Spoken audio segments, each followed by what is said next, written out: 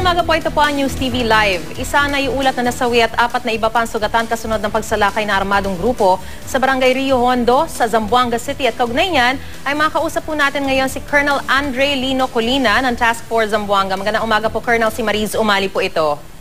Hello, good morning. Good morning. Colonel, ano na po ang sitwasyon ngayon dyan sa Zamboanga City? Ngayon po ay ating control sa movement ng MNLF forces po dito sa Zamboanga. Isang forces ay nandun sa Rio Hondo and the other one is in the Santa Catalina area.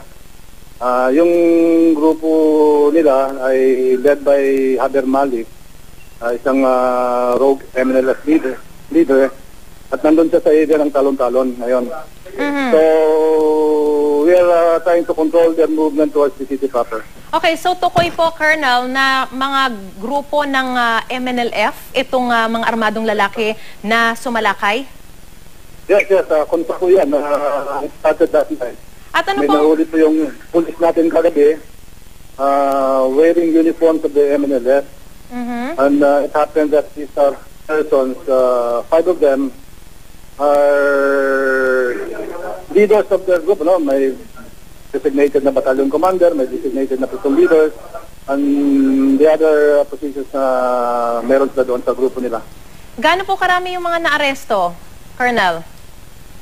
Kagabi po na-aresto ay lima yung na-arrest nila. Then, kasi they were wearing the MNLF uniform at tapos may armas ng dalawa. May short arms, may crossfire. Inuli ng police. Then the group, they acted, armado, they were trying to prevent the police from taking into custody these 5 personnel. So doon na namin nagkaroon ng build-up ng tension doon. Then at about 1 a.m. kanina, may grupo nila na trying to, 8 bunkers of armament, trying to leave the area to land somewhere else within the forces at na-intercept ng Navy natin at nagkaroon ng engagement. And unfortunately, nagkaroon ng isang Kia doon sa Navy side and 6 wounded. Tukoy niyo po ba kung nasaan yung mga armadong kalalakihan sa mga oras na ito at ano na ang nangyayari sa ngayon po exactly? Kasi po, doon sa Catalina area, ito silang hino-hostage, ginagawang human shield, about 20 people, tinatalian po nila and nilalagay doon sa harapan nila and they were trying to force themselves to move towards the city proper. Binanda rin yung tropa natin, we're trying to prevent them from moving in kasi malaking problema natin kung magkakaroon ng movement nila and they're able to enter the city proper. So hanggang ngayon, Colonel, meron silang mga hawak na mga hostage na ginagamit nilang human shield? Meron po. And in fact, they have started to engage our troops. Nagkaroon na ng putukan po. Sinupukan nila yung tropa namin na nandun nakadeploy sa area. Tukoy niyo po ba, Colonel, kung gaano karaming hostage ang hawak ng mga armadong kalalakihang ito? About 20. 20 civilians po ang ginagawa nila na hostage na. Tinatalian po nila. Dikit-dikit po. Alright. So, syempre, maingat naman din talaga ang mga hakbang ninyo dahil baka mamaya mapahamak din yung mga civilians na ito, Colonel. Correct po. Tama po yun. Yun po ang una namin tinitingnan po ang safety ng mga civilians na ito po. At the same time, tinitingnan po namin kung paano po namin. Colonel? Hello po. In the meantime, Colonel, yung ibang mga residente, kinailangan bang i-evacuate? Nasaan sila ngayon?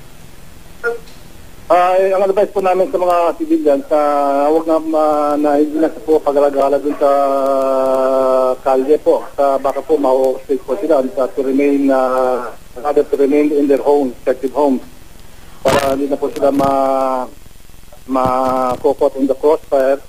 Hindi po sila ma-hostage dun mga armadong grupo ng MNLF.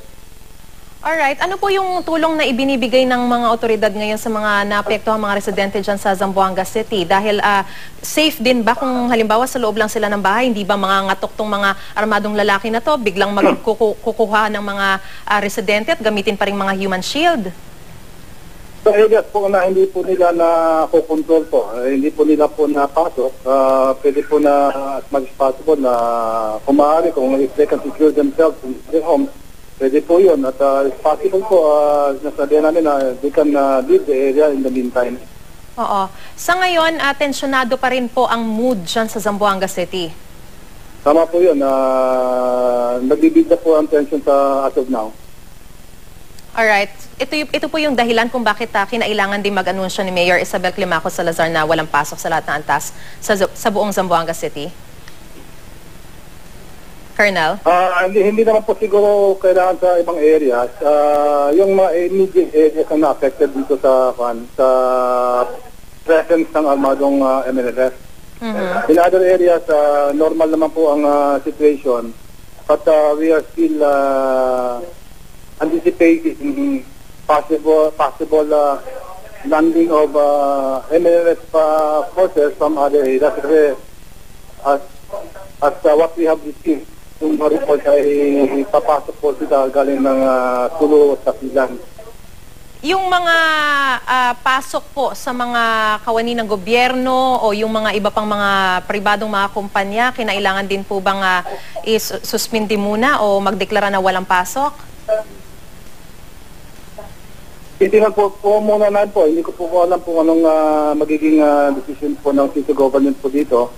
Pero kayo po, ano pang marerekomenda ninyo? Base dun sa nakikita nating mood ngayon dyan, yung sitwasyon ngayon dyan sa Zamboanga City, particular na dyan sa Barangay Rio Hondo nga, mas makakabuti kung halimbawa ipapasuspindi na lamang muna yung pasok.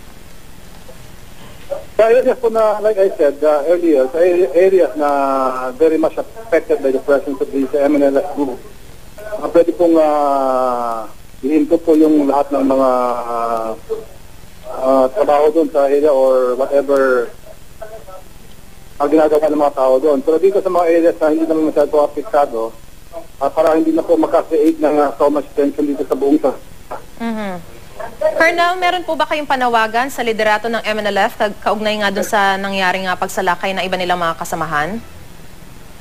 Ang panawagan ko lang po ay sana po ay hinto na po nila ito at ito naman pong Zamboanga City ay isang peaceful na lugar at ang mga tao po rito ay walang kinalaman po sa whatever mga intention po nila o mga pinaplano po nila para sa their objective concern. So, sana po kung sino man yung leader dito, yung na-identify namin na leader na si Haber Malik, ang kay Chairman Nurlik po rin na pangkalahatan, sana po ay ihinto na po nila ito na idadamay po niya na itong mga civilians. Kasi idaan na po lang natin sa peaceful way of settling issues. Alright, maraming salamat po, Colonel Andre Lino Colina ng Task Force Zamboanga. Magandang umaga po sa inyo at ingat po kayo dyan. At yan po ang may init na balita sa oras na ito. Tutok lamang po dito sa GMA News TV para oras-oras. Alam mo, ako po si Maris Umali. Magandang umaga po.